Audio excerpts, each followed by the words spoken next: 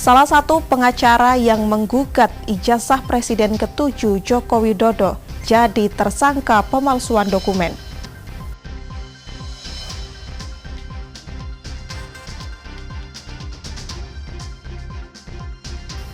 Mengenang Paus Fransiskus, siswa SD di Solo menggelar kirab duka cita.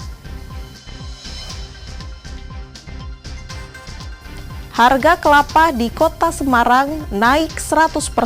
Pedagang mengeluhkan sulitnya pasokan.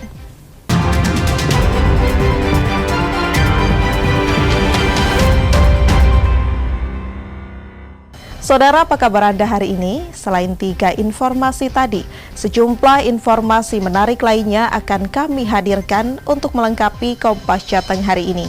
Selama 30 menit ke depan, Kompas Jateng menyajikan informasi independen dan terpercaya seputar Semarang, Jawa Tengah, dan Yogyakarta.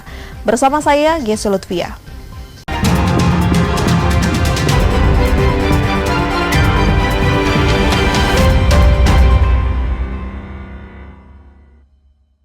Mengawali Kompas Jateng pagi ini, Saudara, Polres Batang, Jawa Tengah menangkap seorang pria pelaku ruda paksa anak di bawah umur usai buron selama 3 tahun. Korban ditangkap saat pulang ke rumahnya setelah kabur ke Nusa Tenggara Barat. Polisi menangkap Solihin, warga Kabupaten Kendal, yang merupakan pelaku ruda paksa yang terjadi pada September 2022. Korbannya perempuan berumur 16 tahun yang tertipu modus pelaku menawarkan pekerjaan yang diupload di media sosial. Korban tertarik ajakan pelaku yang berjanji bisa memberikan pekerjaan. Saat bertemu, korban dibawa di hutan di Kecamatan Subah, diruda paksa di bawah ancaman pistol mainan. Setelah melakukan aksinya, pelaku mengikat korban dengan lakban dan meninggalkannya di hutan. Barang bawaan pelaku berupa uang dan ponsel dibawa juga oleh pelaku. Beruntung, korban berhasil lolos karena lakban yang diikat kendor dan bisa dilepas. Tersangka yang ketakutan akhirnya kabur ke Nusa Tenggara Barat selama 3 tahun. Merasa aman karena sudah 3 tahun kabur, tersangka pulang ke rumahnya di Kendal pada Maret lalu. Mengetahui tersangka pulang ke rumahnya, polisi langsung menangkap Solihin.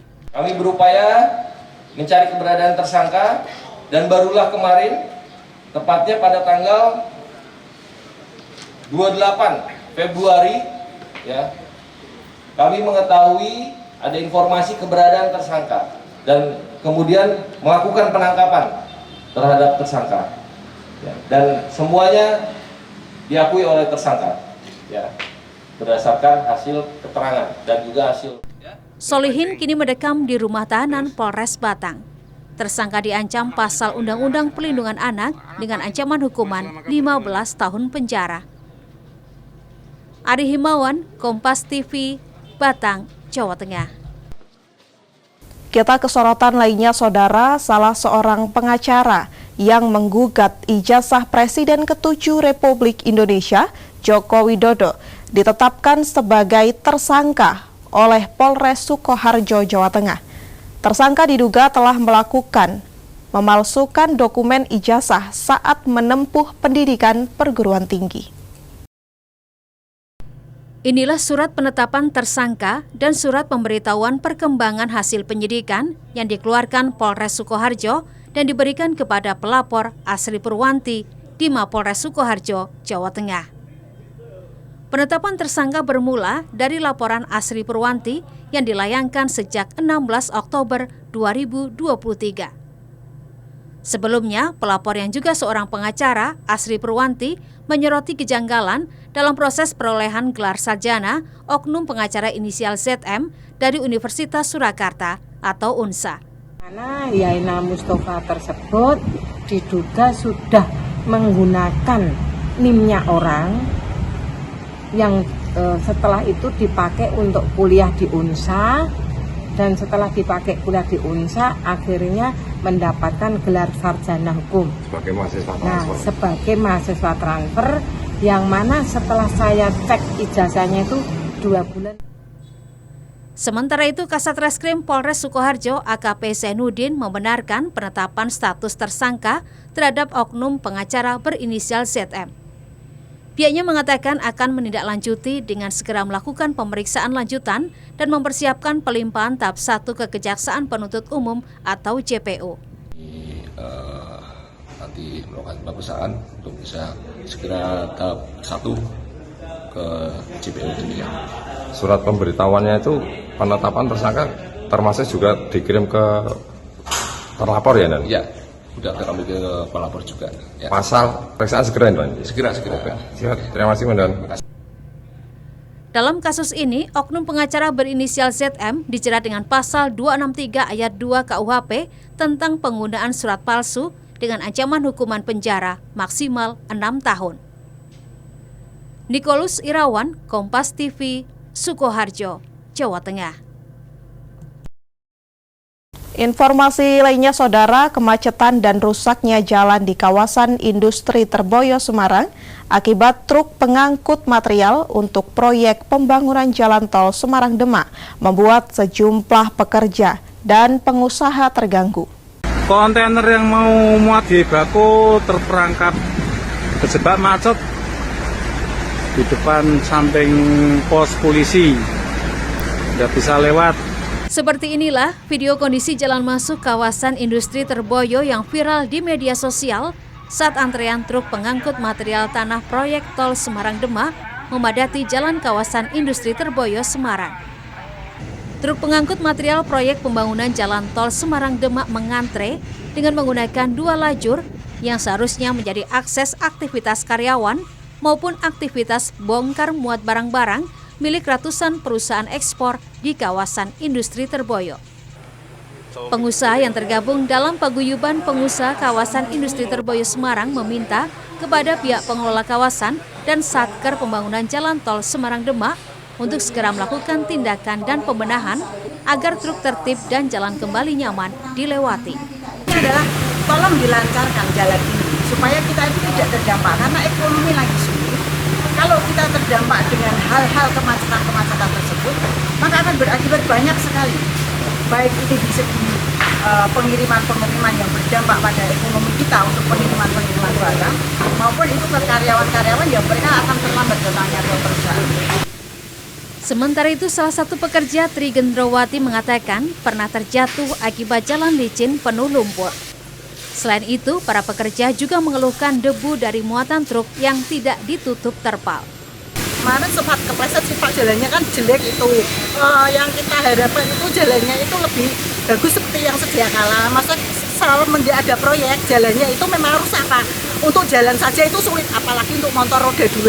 Makanya dari itu kita harapkan untuk karyawan di sini proyeknya itu bisa menjagalah jalan-jalan yang supaya tidak becek, supaya kan berdebu. Kalau apa itu namanya truk-truknya juga nggak dikasih tutup Pak, jadi dia tanahnya kemana-mana juga. Hingga saat ini, pihak paguyuban kawasan industri Terboyo Semarang berharap adanya respon dari pemerintah dan pihak terkait untuk mengatasi persoalan yang sudah terjadi hampir 1 tahun ini. Pasalnya, kerusakan jalan akan semakin parah dengan semakin meningkatnya aktivitas truk pengangkut material untuk pembangunan jalan tol Semarang-Demak. Heri Widodo, Kompas TV, Semarang, Jawa Tengah. Mengenang Paus Fransiskus, siswa SD di Solo menggelar kirap duka cita. Nantikan informasinya usai jeda pariwara berikut ini.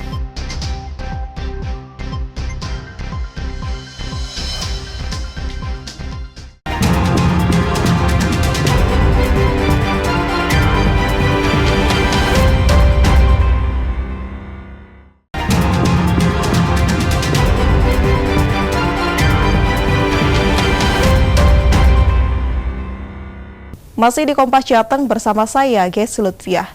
Pada hari ketiga wafatnya Paus Fransiskus, Gereja Katedral Semarang menggelar misa Ekaristi Requiem untuk mendoakan arwah Paus Fransiskus. Ratusan umat Katolik Gereja Katedral Semarang tampak khusyuk mengikuti misa Ekaristi Requiem atau misa arwah untuk mendoakan Paus Fransiskus. Misa Requiem yang digelar pada Rabu yakni mulai pukul 6 petang hingga 8 malam ini dipimpin langsung oleh Uskup Agung Semarang, Monsinyur Robertus Rubiatmoko, dan berlangsung khidmat. Monsinyur Robertus Rubiatmoko menyampaikan rasa duka yang mendalam saat mengetahui wafatnya Paus Fransiskus. Menurutnya, Paus Fransiskus adalah sosok yang memiliki kemurahan hati yang luar biasa, khususnya bagi kaum yang lemah, tersingkir, dan tertindas. Dan sosok yang tidak pernah lelah menyerukan perdamaian. Yang bagi saya melekat dari Bapak Paus ini adalah dari si pengajarannya dan keteladanannya adalah kemurahan hatinya yang luar biasa. Dia seorang pribadi yang punya hati bagi orang lain, khususnya bagi yang kecil, yang lemah, yang miskin, yang tersingkir, yang tertindas, yang mengalami peperangan dan segala macam. Maka berulang kali dia menyerukan hal itu, entah melalui berbagai macam dokumen resminya, maupun juga dalam berbagai macam perjumpaan dengan umat. Salah satu yang juga menarik adalah bagaimana Paus ini selalu mencoba membangun persaudaraan dengan siapapun.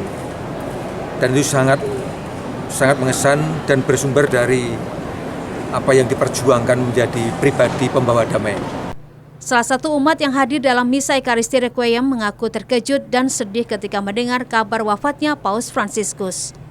Menurutnya, Paus Fransiskus adalah sosok luar biasa yang memberikan perhatian lebih kepada kaum disabilitas. Saya memang cukup terkejut ketika mendengar pemberitaan tentang dipanggil pulangnya Paus Fransiskus, karena saat itu posisi saya ada di Larantuka sedang mengikuti profesi Paskah di Samana Santa. Nah, tentunya kami merasa sangat kehilangan dan sedih meskipun kondisi akhir-akhir Paus mendekati masa Paskah itu sudah semakin memburuk.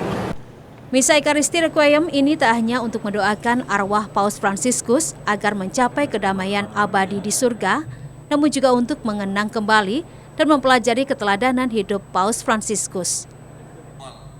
Cinawi Rana Putri, Kompas TV, Semarang, Jawa Tengah. Sementara itu, saudara, duka dan doa tidak henti-hentinya mengalir di berbagai penjuru dunia, termasuk Indonesia. Doa bersama digelar di sejumlah daerah seperti di Bantul, Yogyakarta untuk mendiang Paus Fransiskus. Doa bersama untuk mendiang Paus Fransiskus terus digelar umat Katolik di Gereja Yakobus Alpheus, Bantul, Yogyakarta.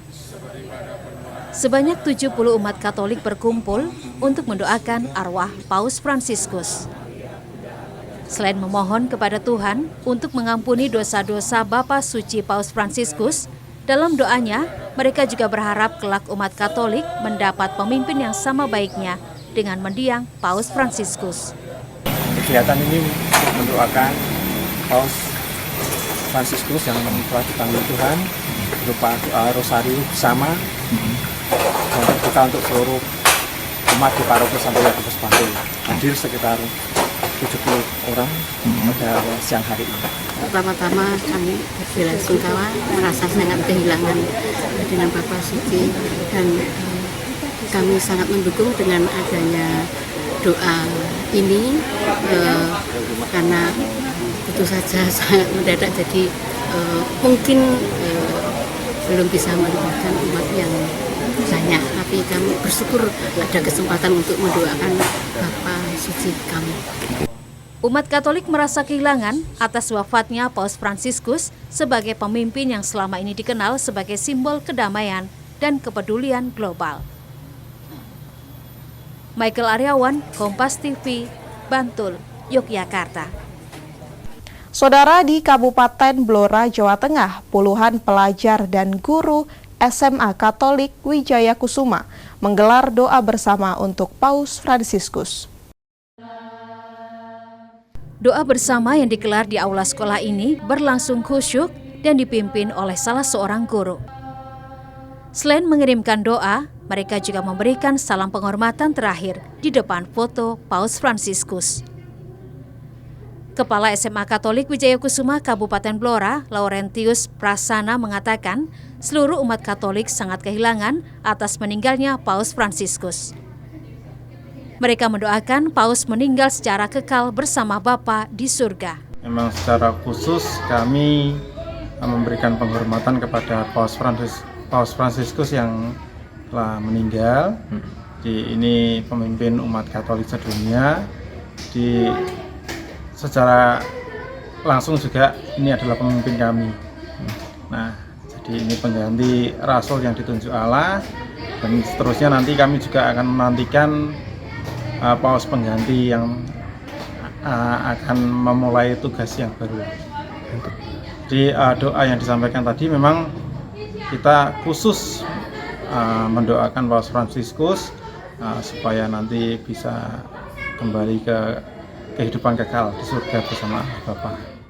Momen doa bersama ini juga sebagai kesempatan untuk memperkuat iman, menumbuhkan rasa kemanusiaan dan keteladanan yang telah diwariskan Bapa Suci Paus Fransiskus. Mega Nanda, Kompas TV, Blora, Jawa Tengah. Kita bergeser ke Solo, Saudara. Para siswa Sekolah Dasar Pangudiluhur Santo Timotius Solo, Jawa Tengah menggelar kirab duka cita untuk mengenang Paus Fransiskus. Tak kurang dari 1.200 orang siswa SD Pangudiluhur Santo Timotius Solo, Jawa Tengah mengikuti kirab duka cita pada Rabu pagi.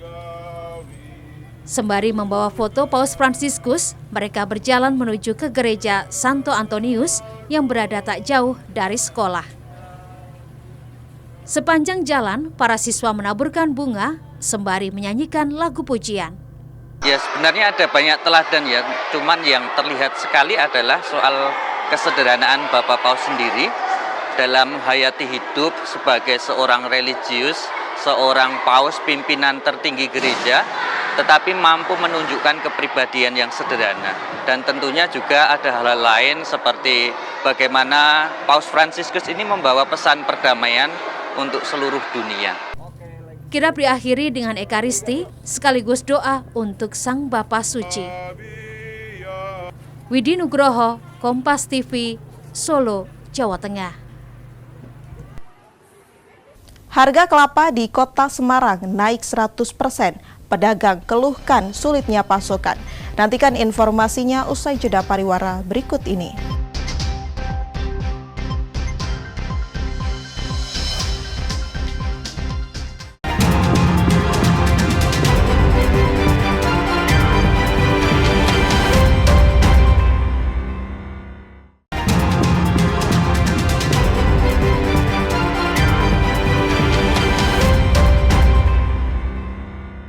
Terima kasih Anda masih di Kompas Jateng bersama saya, Gesi Lutfiah. Gubernur Jawa Tengah Ahmad Lutfi menghadiri musyawarah perencanaan pembangunan atau Musrenbang wilayah Solo Raya yang diadakan di Kabupaten Klaten. Di antaranya prioritas yang ditekankan dalam Musrenbang ini adalah ketahanan pangan. Musyawarah Perencanaan Pembangunan atau Musrenbang yang dilaksanakan di Kabupaten Klaten Rabu siang dihadiri Bupati dan Wali Kota se-Solo Raya.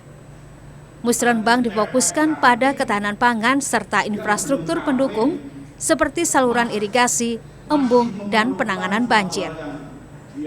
Infrastruktur dinilai sangat penting untuk mempertegas posisi Jawa Tengah sebagai lumbung pangan nasional.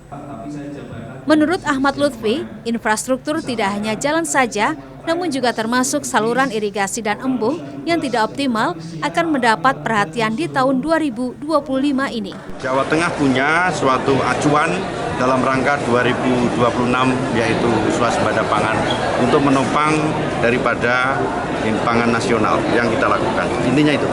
Okay. Upaya apa saja Pak yang dilakukan? Upayanya satu ya kita memperbanyak infrastruktur yang 2022 kita genjot dari mulai infrastruktur pertanian, kemudian infrastruktur yang lain sehingga 2026 nanti swasembada pangannya kita sudah tertata di wilayah kita dan kita mampu dan cukup itu untuk melaksanakan kegiatan ini. Sementara itu, Bupati Klaten, Hamenang Wajar Ismoyo mendukung penuh prioritas mewujudkan ketahanan pangan dalam Musrenbang Solo Raya ini. Untuk mewujudkan ketahanan pangan ini, Bupati Klaten menyampaikan usulan, diantaranya infrastruktur jalan pertanian dan perbaikan dan penambahan irigasi. Dan memang untuk tahun 2025 ini untuk menuju APBD 2026, Provinsi tadi menetapkan prioritasnya adalah ketahanan pangan. Maka kami mengusulkan beberapa usulan dari Kabupaten Klaten yang berkaitan dengan ketahanan pangan, mulai dari infrastruktur yang mendukung, nanti jalur distribusi hasil pertanian, kemudian kami juga mengusulkan penyelesaian permasalahan terkait jalur Sungai Bungkeng sampai dengan Bengawan Solo yang selalu menjadi permasalahan di Kabupaten Sukoharjo. Musrenbang merupakan upaya dari Gubernur Jawa Tengah untuk belanja masalah di masing-masing daerah untuk menentukan prioritas program pembangunan. Persoalan yang ada di masyarakat level paling bawah diusulkan untuk menjadi prioritas pembangunan mulai dari tingkat desa, kecamatan, kabupaten atau kota, hingga kemudian dibawa ke tingkat provinsi Jawa Tengah. Nani Astuti, Kompas TV, Klaten, Jawa Tengah. Sorotan lainnya, Saudara, program makan bergizi gratis yang merupakan salah satu program unggulan Presiden dan Wakil Presiden Prabowo Subianto Gibran Raka Buming Raka di Kabupaten Blora terus mengalami perkembangan positif. Badan Gizi Nasional kembali menambah 1 dapur umum program makan bergizi gratis di Kabupaten Blora. Dapur Umum Mitra Triboga Nusantara yang terletak di Kelurahan Tegal Gunung ini baru mensuplai kebutuhan makan bergizi gratis sebanyak 2.050 porsi. Dan kedepannya diharapkan dapat mensuplai 3.108 porsi makan bergizi gratis. Dapur yang ada di Blora, sementara kita yang sudah running ada 8 dapur.